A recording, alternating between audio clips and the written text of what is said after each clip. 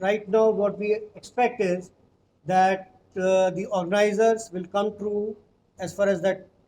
return of ticket is concerned. They're giving in writing, but we'll make sure that they otherwise legal action will be taken. The mismanagement we have seen from the organizer side, their team, security team, their press team running around. This is we will take action, and we have already detained the organizer. যেটা ফ্যানের যেটা একটা ক্ষোভ আছে যে আমরা টাকা দিয়ে এসেছি বা যারা আমরা we have spent money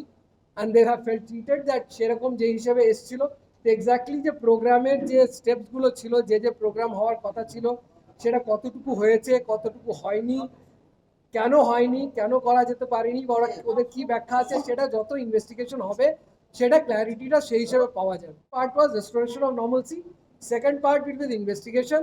that process has started but it will take a bit of time. The chief organizer has already been detained and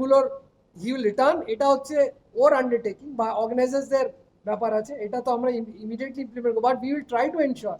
that fans যারার মধ্যে ক্ষোভ আছে বা যারা চিটেড ফিল করেছেন তাদের কিভাবে কম্পেনসেশন করানো যায় বা কিভাবে ওনাদের ব্যাপারটা ওনাদের যেটা দুঃখ আছে ওটাকে কিভাবে মিনিমাইজ করা যেতে পারে বা ওদের যে প্রবলেমস আছে সেটা কিভাবে অ্যাড্রেস করা যেতে পারে we are in the process.